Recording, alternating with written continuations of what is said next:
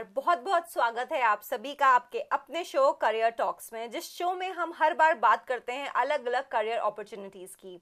और ये टाइम है एडमिशन्स का। स्टूडेंट्स जब डिसाइड करना चाहते हैं उनको क्या करियर ऑप्शंस लेकर आगे बढ़ना है। तो आज हम स्पेसिफिकली बात करने वाले हैं साइंस स्टूडेंट से जो फिजिक्स आगे परस्यू करना चाहते हैं।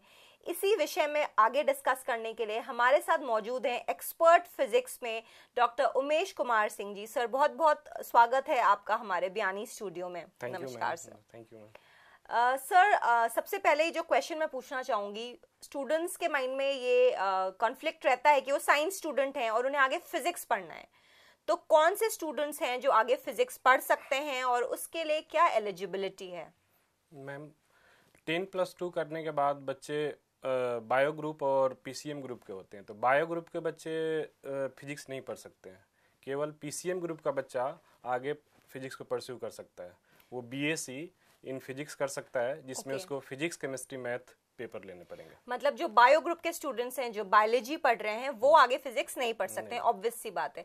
और सेकंड, आप ये कह रहे हैं जो फिजिक्स, केमिस्ट्री, मैथ्स, पीसीएम वाले जो बच्चे हैं वो आगे फिजिक्स पढ़ सकते हैं और उनके पास ऑप्शन है कि वो बीएससी इन फिजिक्स कर सकते हैं।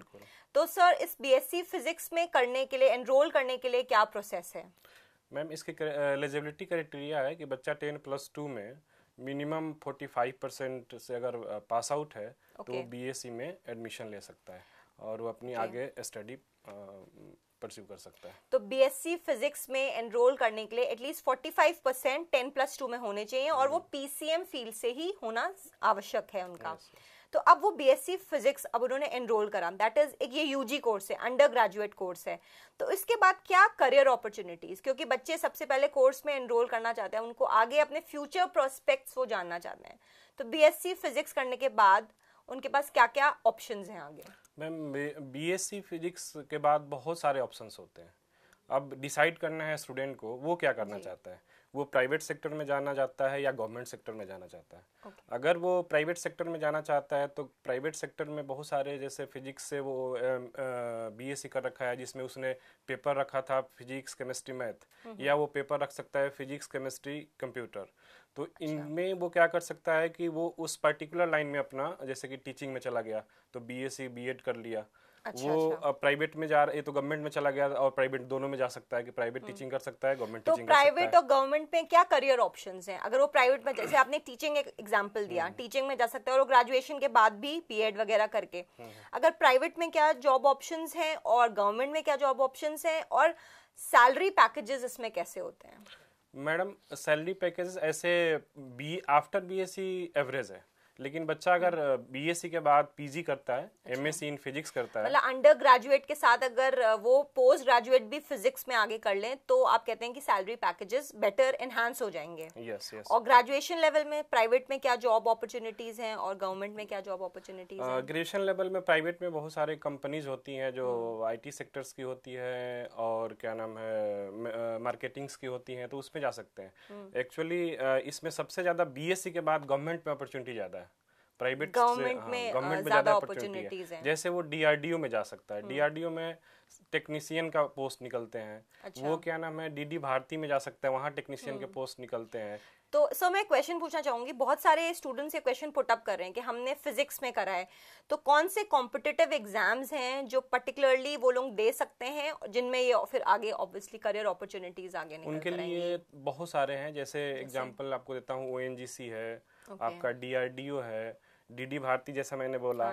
बहुत सारे आपके प्राइवेट न्यूज चैनल्स हैं जिनको क्या नाम है टेक्नीशियन की रिक्वायरमेंट होती है, जो मतलब बीएससी साइंस है, फिजिक्स है, तो वो जा सकता है। आपका रेलवे में भी बहुत सारे जो रेलवे बोर्ड होते हैं, मतलब बेसिकली कई गवर्नमेंट सेक्टर्स में, प्राइवेट सेक्टर्स में कई जगह अपॉर्चुनिटीज हैं। ऐसा नहीं है कि फिजिक्स करा हुआ है तो आप वो बंद के रह गए कि वो एक पर्टिकुलर साइंसी बेंट ऑफ माइंड है, मतलब वो फिजिक्स में ही जा सकता है। कई जगह ऑप्शंस हैं, रेलवेज में आपने जैसे बताया, ओएनजीसी, कई सेक्टर्स में वो आगे बढ़ सकते हैं। तो कितना जरूरी है अगर उन्होंने अंडर ग्रेजुएट फिजिक्स में करा है तो उन्हें पोस्ट ग्रेजुएट करना? अगर किसी को अच्छी जॉब चाहिए और रिपीटेड जॉब चाहिए तो उसको क्या नाम है यूजी के बाद पीजी करना ही चाहिए, क्योंकि पीजी के बाद आपको जॉब के जो अपॉर्चुनिटी है बहुत ज़्यादा बढ़ जाती है, आपकी सैलरी जो है बहुत अच्छे हो जाते हैं। जैसे कि आपने एमएससी इन फिजिक्स कर लिया, तो एमएससी इन फिजिक्स करने के बाद आपके पास बहुत सारे अपॉर्चुनिटी, जैसे कि आप प्राइवेट में जाना चाहते हैं तो प्राइवेट टीचिंग में बेटर अपॉर्चुनिटी क्या पे पैकेजेस होते होंगे जैसे कि आप कोई भी मतलब स्कूल कॉलेज इंस्टीट्यूशन को अगर हम लेते हैं तो क्या उनके पैकेजेस जाते हैं तो minimum packages 10 lakh per annum का होता है उनका। 10 लाख पर एनम से स्टार्ट होके मिनिमम 10 लाख का पैकेज हो सकता है, और आगे अगर टीचिंग में भी जाते हैं बिल्कुल बिल्कुल और वो मैक्सिमम कितना भी जा सकता है, 1 करोड़ 2 करोड़ का भी उसका कोई वो नहीं है। तो बेसिकली टैलेंट होना चाहिए उस चीज का। तो अगर फिजिक्स जो लेना चाहते हैं उनके लिए कोई ऐसी चीज है, क्वालिटीज जो उनमें प्रेजेंट होनी चाहिए, जरूरी है, मतलब अंडर प्रेशर वो नहीं कर रहे हो, कोई ऐसी पर्टिकुलर आप बोलेंगे कुछ क्वालिटीज होना जरूरी है स्टूडेंट में अगर वो फिजिक्स परस्यू करना चाहते हैं? तो क्वालिटी होना बहुत जरूरी है। उनकी मेंटल एबिलिटी थोड़ी सी मतलब हाई होनी चाहिए।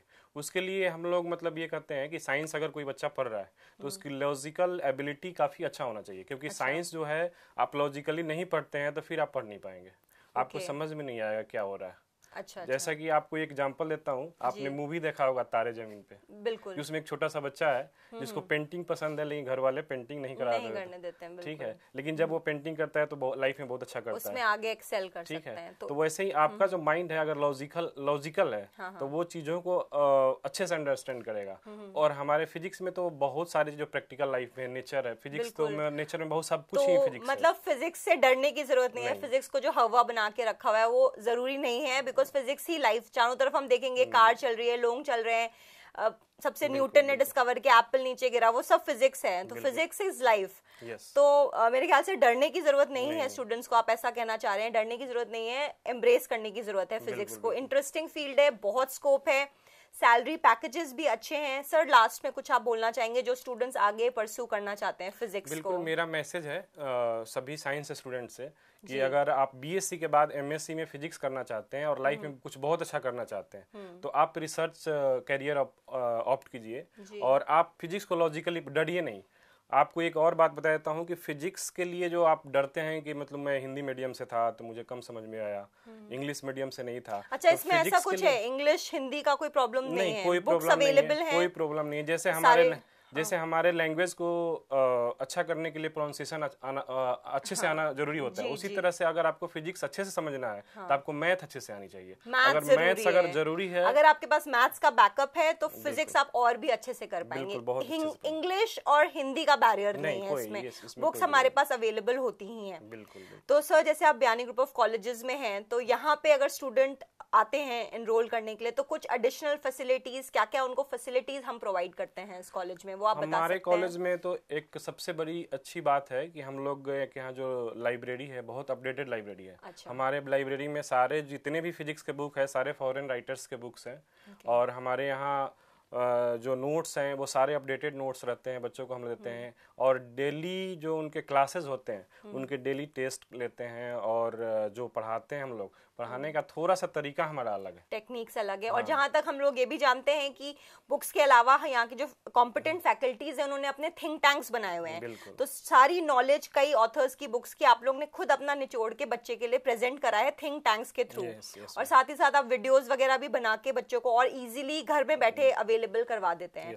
तो सर थैंक यू हमारे साथ जुड़ने के लिए इस शो में जिसका नाम है career talks. And I am hopeful आप लोगों को बहुत सारी आपकी क्वेरीज रिजॉल्व हुई होंगी, फिजिक्स के प्रति आपके जो भी डाउट्स थे वो क्लियर होंगे। So thank you so much sir for coming to the studio and जुड़े रहिए हमारे शो में जिसमें आपकी सारी क्वेरीज हम सॉल्व करेंगे। Thank you so much.